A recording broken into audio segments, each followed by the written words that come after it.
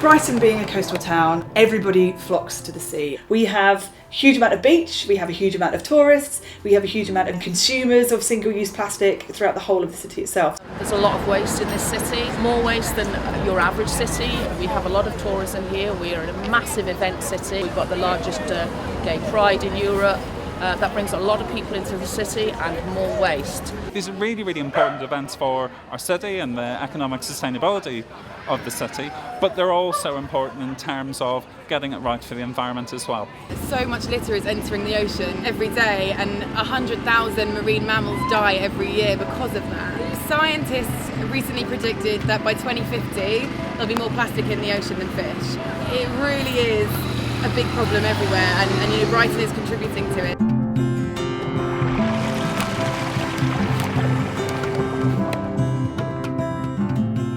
We organise these big beach cleans. People come down and they go across the beach and they take off litter. We also weigh it in.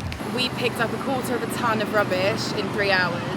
And if you times that by the urban environment of the Sussex coast and the English coast, this is how much waste we're actually dealing with. A lot of this waste is what we call ghost gear, which is fishing nets, broken nets, bits of line. It gets tangled up with the seaweed. The fish think it's food, the crustaceans think it's food. It's some of the worst stuff. It's monofilament plastic. It will take about 700 years to degrade.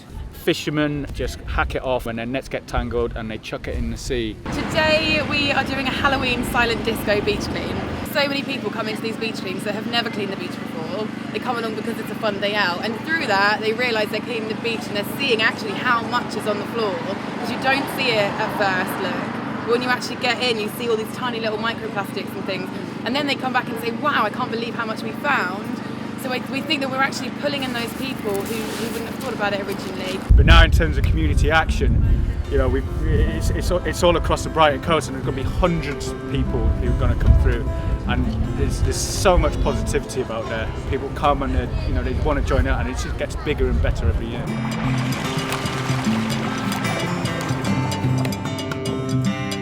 Well, originally the idea came from where have the water fountains gone. When I was a child, I can remember when I went into town, I didn't ever think of buying bottled water. There was always just a water fountain around. And so, just in the last couple of months, we set up Refill Brighton. Over 100 businesses have now become refill stations where people can just take a bottle in and ask for it to be refilled with no kind of embarrassment or awkwardness, instead of buying a single-use plastic water bottle. And also we have an app which you can download from refill.org.uk.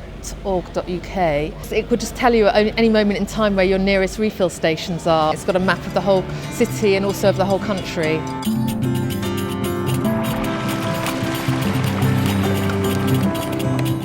Deposit return schemes are something that we are starting to look at in England in a really, really positive way.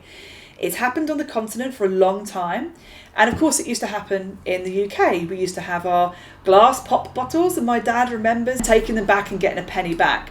And that's because we valued the materials. The glass was really highly valued. And unfortunately with plastic, we now have a throwaway material that is cheap. So we don't value the material in the way we should.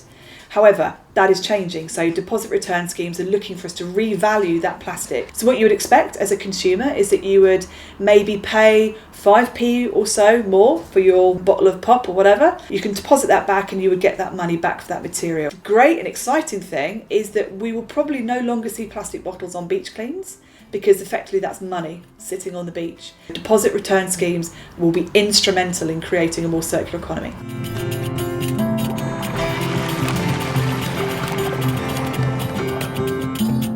We very much support the Plastic Free Pledge, which has been set up by Claire Potter, and she is trying to get bars and restaurants in the city to stop using plastic straws. This is like 250 straws that were picked up on one beach clean alone. So that was just peer-to-peer, which is about a mile. We meet quite a lot of councillors. They come to our beach cleans, which is brilliant. One who comes quite a lot is Councillor Phelan McCafferty. We worked directly with Councillor McCafferty to develop a motion which was supported by a petition we were running online. It's a whole load of trailblazers who are deeply concerned about the environment.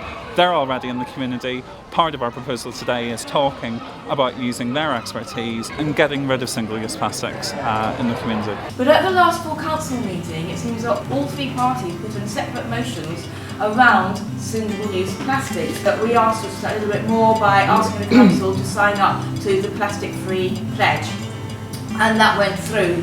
Brighton Hove City Council has committed unanimously to tackle single-use plastic in a variety of forms. They will be producing a report about plastic use in the city and how businesses could be helped on that transition from taking away single-use plastic and maybe going for a more sustainable alternative. The complexities of removing plastic from the city are vast. So in 10 years' time, it would be brilliant to think that Brighton and Hove was a plastic-free city. We just feel that it's really our duty now to protect the ocean. Especially as humans, we've created that problem, and we feel like we're now the ones that should be reversing that problem. But if there's anywhere in the country that can lead on this, it's definitely Brighton and Hove. It was the birthplace of places like the Body Shop. It's the home of places like Hisby. I think that Brighton definitely is full of people who really are conscious about the environment and are really loving the kind of creative side to how we're pulling it all together. We're just trying to encourage people to take action on their own. Clean the beach, stop using as much single-use plastic, and stop littering. Sometimes you just need to get down and dirty, get on the beach, get a bag, pick the litter up